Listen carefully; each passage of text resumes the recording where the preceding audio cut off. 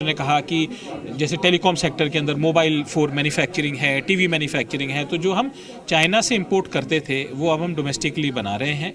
तो और make in India जो हमारा प्रोग्राम रहा है वो बहुत ही बेनिफिशियल रहा है हमारी इन्फ्लेशन को कंट्रोल करने के लिए।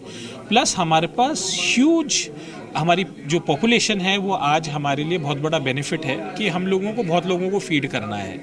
सो कंजम्पशन बढ़ने की वजह से इंडिया एक बहुत ही स्वीट स्पॉट पे है और मैं इंडिया को नेक्स्ट 2 डेकेड में इंडिया का डेकेड मानता हूँ कि जो रियल प्रोग्रेस इंडिया की है वर्ल्ड पावर बनने की और 3rd बिगेस्ट वर्ल्ड इकोनॉमी बनने की, उसकी तरफ बहुत अच्छा कार्यरत हो रहे हैं हम और उस तरफ के लिए हमने ये बजट बनाया है। देखिए और भी हैं, उनसे भी बात कर लेते हैं। मैम आप क्या कहेंगे, क्योंकि जो जिस ये अपने घर की छत पर ही फल और सब्जियां उगाते हैं, महीने का 40 से 50 हजार कमाते भी हैं। इनसे सीखना है तो फ्रीडम ऐप को अभी डाउनलोड करो। बजट में जिस तरीके से पूरा विश्व आर्थिक मंदी से जूझ रहा है, वहीं भारत अर्थव्यवस्था में आगे बढ़ रहा है, तो इसको लेकर इंडस्ट्रीज में देखिए एक्चुअली मैं एक चीज़ बताती हूँ, हमारा जो फाइनेंशियल सेक्टर है, जो हमारा यूपीआई है और ये सब है, ये विश्व में सबसे ज़्यादा डेवलप्ड है। ठीक है, आज जितने ट्रांजैक्शन एक दिन में इंडिया में होते हैं यूपीआई में, उतने शायद साल भर में यूके में होते हैं। तो मैं ये बोलना चाहूँगी कि ये बजट में जो डिजिटाइजेशन को फोकस किया गया है वो भी बहुत इंपॉर्टेंट है, तो और हमारे फाइनेंशियल सेक्टर को और डेवलप करने में बिल्कुल सहायक रहेगा। इसके साथ जो ईज़ ऑफ बिजनेस के लिए सिंगल यूनिफाइड लॉगिन के लिए बोला है पैन के थ्रू और कॉमन पैन के थ्रू और डिजी लॉकर के थ्रू डॉक्यूमेंट्स प्रोवाइड करने के लिए, आई थिंक वो सुविधा भी बहुत अच्छी रहेगी। और आगे जाके एक जैसे कहा कि 39,000 पॉलिसीज थी जो कि बिजनेस को ईज़ ऑफ बिजनेस के लिए रिमूव करी गई हैं। I think unified structure for login and documentation digitization भी हेल्प करेगा हमारे फाइनेंशियल सेक्टर को और स्ट्रॉन्ग बनाने के लिए। फाइनेंशियल को और स्ट्रॉन्ग बनाएगा।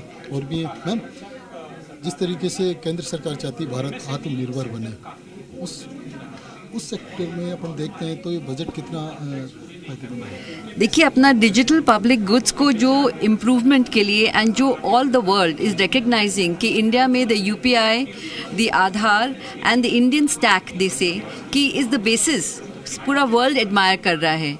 और हमारे फिनटेक इंडस्ट्री को भी सपोर्ट करने के लिए, स्टार्टअप्स को भी सपोर्ट करने के लिए अपने प्रोविजंस हैं अपने इसके अंदर, which is very good because finance and digitalization is the way forward. जितने भी अपने अर्बन स्ट्रक्चर के भी इम्प्रूवमेंट्स हैं वो सब अपने डीपीओ के थ्रू ही हो सकते हैं, डीपीजी के थ्रू ही हो सकते हैं। And second part is this कि गिफ्ट सिटी को Till last year there were many problems in the gift city, इसीलिए अभी तक पिकअप इतना नहीं हुआ, but we are hopeful कि the gift city भी further develop हो जाएगा।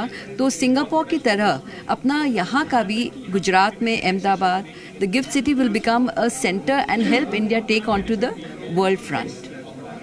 तो और भी हैं इंडस्ट्री से जुड़े हुए महिलाएं, उनसे बात करेंगे किस तरीके से वो इस बजट को देखती हैं। मैम क्या कहेंगे इस बजट को लेकर, कितनी अपेक्षाएं थी और उस अपेक्षाओं में कितना खरा हुआ? अपेक्षाएं काफ़ी सारी थी और जो मेजर अपेक्षा थी वो ये थी कि कैपिटल आउटले इस बार बजट में बढ़ना चाहिए, क्योंकि इस बार इकोनॉमी की रिक्वायरमेंट थी कि अगर गवर्नमेंट अपना कैपिटल आउटले बढ़ाएगी तो शायद प्राइवेट सेक्टर इस बार कैपिटल आउटले अपना डालेगा, क्योंकि इकोनॉमी उसी से ग्रो करेगी और एम्प्लॉयमेंट जनरेशन, चाहे हम इनकम जनरेशन, ये सब कुछ उसी पर निर्भर करता है जब इकोनॉमी ग्रो करती है। तो जो इन्होंने 33% अपना आउटले बढ़ाया है उससे डेफिनेटली इकोनॉमी पे बहुत अच्छा फ़र्क पड़ेगा।